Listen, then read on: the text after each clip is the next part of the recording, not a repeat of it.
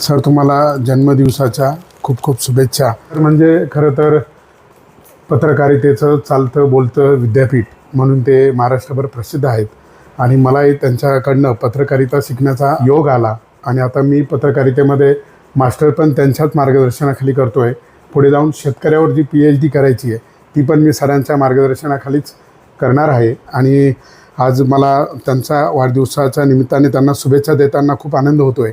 पत्रकारिता असेल किंवा लोकांच्या न्यायासाठी लढणं असेल, या सगळ्या गोष्टी आपण बोलतो, आपण करतही असतो, परंतु त्यातले काही छोटे छोटे बारकावे जे आपल्याला आपण त्याच्याकडे कधी लक्ष देत नाही आणि त्याच्याकडे जर लक्ष दिलं तर आपलं काम अजून उत्कृष्ट पद्धतीने होतं.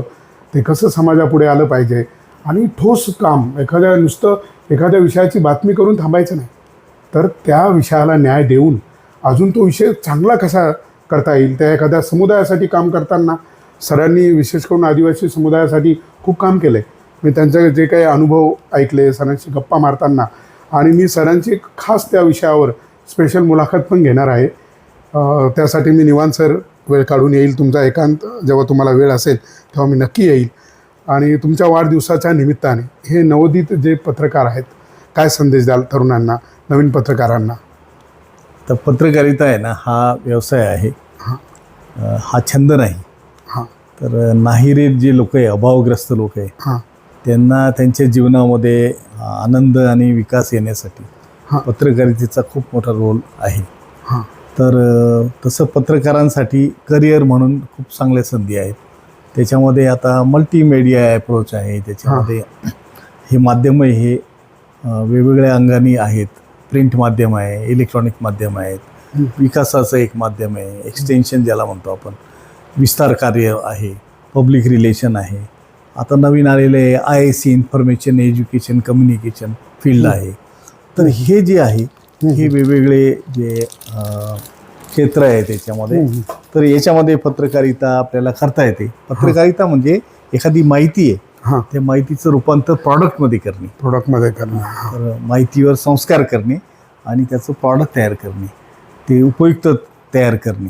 तर हे जे उपयुक्त करण्याचं आहे, जे कंटेंट जो आहे आपला, हा जो कंटेंट आहे हा फिनिश तयार करायचा, फिनिश पद्धतीने तयार करायचा. आणि याचा ग्राहक आहे हा जगभर आहे. म्हणजे 7,000 कोटीचा माहितीपट विकण्याचा व्यवसाय जगभर चालतो. किंवा हे जे वेबसाईट तयार करणे आणि त्याचं मेंटेनन्स करणे, ते वेबसाईटवरून आपण प्रसारण जगभर करू शकतो. हा लोकशाही मीडिया आहे. हा कोणत्याही बंधनापासून मुक्त आहे. याच्यामध्ये खूप मोठं करिअर संधी आहेत आणि याच्याबरोबर लोकांचा विकास पण आहे. जसं हा जो माध्यम आहेत हे प्रेरक भागीदार आहेत, विकासाची प्रेरक भागीदार आहेत. नक्कीच. तर हा भागीदारी करताना हा जो भागीदार आहे याचा पण विकास झाला पाहिजे. म्हणजे संवादातून समृद्धी पण आली पाहिजे आणि जो संवादक आहे त्याच्यामध्ये पण समृद्धी आली पाहिजे. म्हणजे आता ती झोळी घेऊन जाणारा पत्रकार तशी आता राहिलेली नाही. तर ती जगभर आपलं विदाऊट बाउंड्री अशी पत्रकारिता आहे. आणि ती सगळी पत्रकारिता आहे ही सगळी कोणत्याही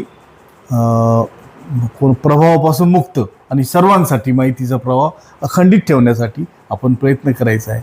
जो पहिला पत्रकार होता जेम्स ऑगस्टिन, त्यांनी सांगितलं मी आत्म्याच्या आविष्कारासाठी वाटेल तो त्याग तयार करेन. आजचे पत्रकार तसेच आहे.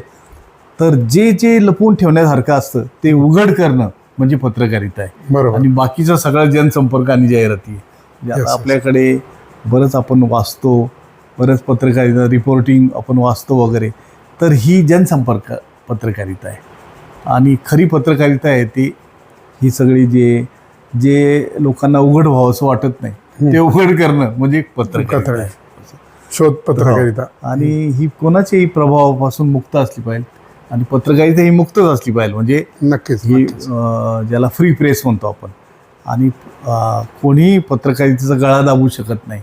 आणि जे नेते किंवा जे राजकारणी पत्रकारितेच्या विरोधात, प्रसारमाध्यमाच्या विरोधात जातात ते सत्तेतून दूर होतात. तर खरी जी सत्ता आहे ती ज्ञानातून मिळाली पाहिजे. ज्ञानातून सत्तेचा मार्ग जातो. तर पत्रकारांचं पण असंच आहे की पत्रकार हे लोकमताला ज्ञानाचं अधिष्ठान मिळवून देतात. तेव्हा पत्रकारिता हा एक पवित्र नोबल प्रोफेशन आहे. तर त्याचं सत्व जपणं आणि नक्कीच. त्याच्यामध्ये सात्विक राहणे यस यस. आणि त्याच्यामध्ये हे सगळा प्रचार प्रसार करताना मानवी आस्था जपून ठेवणे हे पत्रकारितेचं नक्कीच. उद्दिष्ट म्हणजे आहे पहिलं. पत्रकारिता ही पवित्र असली पाहिजे. कुठल्याही दडपणाखाली किंवा कोणाच्याही प्रभावाखाली किंवा कोणाच्या प्रलोभनामध्ये येऊन कुठल्या बातम्या करू नये किंवा कोणी प्रलोभन दिलं म्हणून एखादी बातमी दाबून ठेवू नये. हे कुठलाही प्रभाव शून्य असं स्वतःचं व्यक्तिमत्व ठेवून आणि जे पत्रकार म्हणजे एका हातात टॉर्च आणि एका हातात आरसा. टॉर्च जिथे अंधार आहे तिथे टॉर्च मारली पाहिजे, लोकांना दिसलं पाहिजे. आणि आरसा जसा आहे तसा त्याच्यामध्ये स्वतःचं काही ॲडिशन करून आणि ते नको ते असं फुगवून दाखवू नये, म्हणजे अशी मोठी हे करू नये, असं एक सरांचा एक मेन उद्देश. आणि sir, voice of people for nation ह्या संकल्पनेबद्दल तुम्ही काय म्हणाल? आता आपण जे VPN सुरू करतोय, जसं तुम्ही करताय, जसं तुम्ही आता हे एक भूमिपुत्रांसाठी समजा काम करतात, तसंच आहे की हा जो doing good and telling them, चांगलं करा आणि ती लोकांना सांगा, बरोबर. असं जर करायचं असेल तर हा जो व्हॉइस आहे तुमचा तो सर्व दूरपर्यंत गेला पाहिजे. लोकांच्या हितासाठी लोकहिताचं काम करून तुम्ही हे सगळं प्रचार प्रसार करणार आहे आणि तुमची ही जी ध्येय धोरण आहे, भूमिका आहे, ही लोकांना समजली पाहिजे. या दृष्टीने हा तुमचं जी संघटना आहे ही पण अत्यंत उपयुक्त आहे आणि त्यामुळे तुमच्या विचाराची भरभराट होईल असं मला वाटतं. नक्कीच. धन्यवाद सर.